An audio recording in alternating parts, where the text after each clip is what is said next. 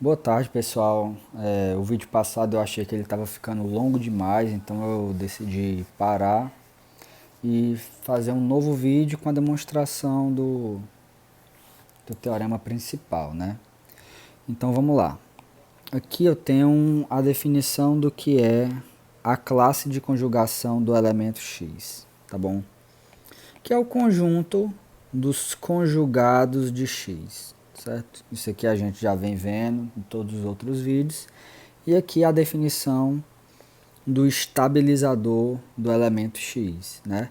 Que é o conjunto formado pelos elementos do grupo que fixam o elemento x segundo a ação de conjugação, não é isso?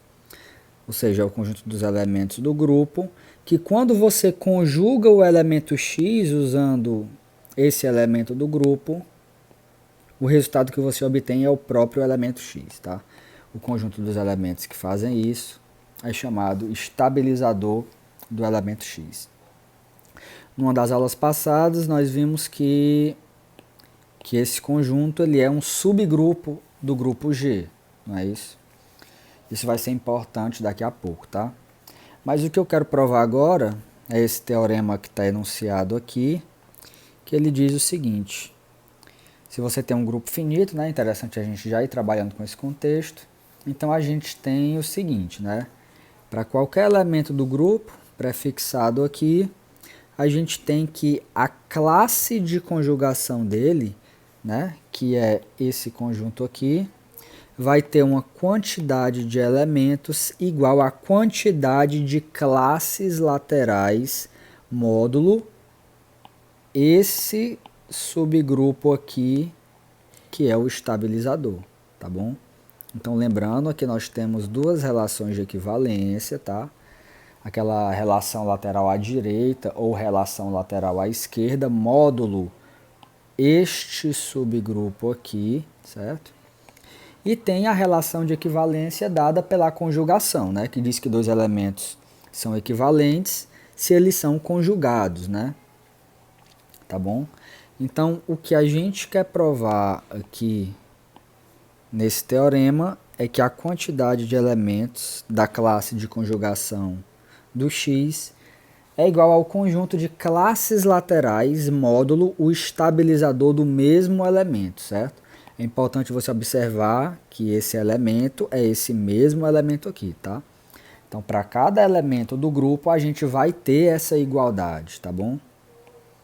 E a gente vai ver que isso aqui vai ter um papel muito importante para o nosso objetivo. Lembrando que o nosso objetivo é mostrar que esse número aqui, que é a quantidade de elementos da classe de conjugação, ele divide a quantidade de elementos do grupo, tá?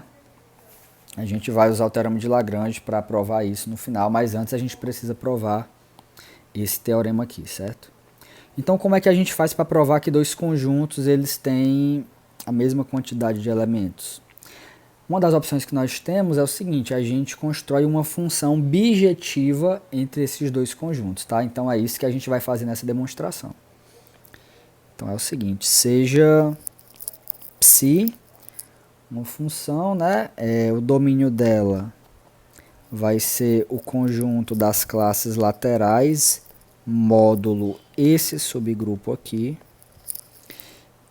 E o contradomínio dessa função vai ser a classe de conjugação do elemento x, né? E aí vamos dizer como é que essa função funciona. Essa função ela vai ser dada da seguinte forma: você vai pegar aqui nesse conjunto, né? Você vai pegar uma classe lateral, certo? A classe de um certo elemento aqui do grupo. E a imagem dessa classe ela vai ser dada justamente por um conjugado de x. E você vai usar quem para conjugar esse elemento x? Você vai usar exatamente um representante dessa classe de equivalência aqui, tá? Então vai ficar o seguinte, você vai conjugar o elemento x usando um representante dessa classe, tá bom? Deixa eu centralizar aqui. E é isso, tá? Essa vai ser a nossa função. Agora nós temos que provar algumas coisas, e a primeira coisa que nós temos que provar é que essa função ela é bem definida. Bem definida. E aí você se pergunta o que significa provar que uma função é bem definida, né? Note que aqui na definição da função, eu estou falando de uma classe de equivalência, né? De uma classe lateral, e essa classe lateral tem alguns elementos do grupo aí dentro. E aqui eu escolhi um representante dessa classe lateral, certo? E aí vale se perguntar, ok, se eu pego um outro representante nessa classe, né? Será que a imagem vai permanecer a mesma, né? Porque o que essa função está dizendo é que, porque é o seguinte, se esse elemento aqui, ó, se esse elemento aqui está nessa classe, então é porque a classe desse elemento é igual à classe do elemento G. Então, em particular, a gente tem que essa igualdade aqui precisa ser verdadeira, tá bom? Só que essa imagem aqui é x sendo conjugado por g, e essa imagem aqui é x sendo conjugado por g1, tá? Que é um elemento da mesma classe que o elemento g, né? Só que isso não está evidente aqui, né? Ó. Isso aqui não é igual a isso aqui, porque o elemento que aparece aqui é diferente, né?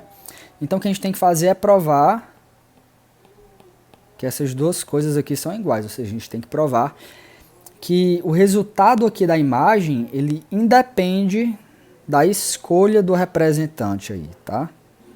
Então, deixa eu apagar isso aqui também.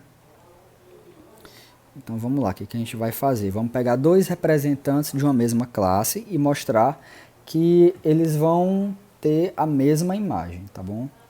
Então vamos lá. Sejam... Eu sempre faço isso, eu não sei nem o que é isso, cara. Sejam G1 e G2 pertencentes a uma mesma classe lateral.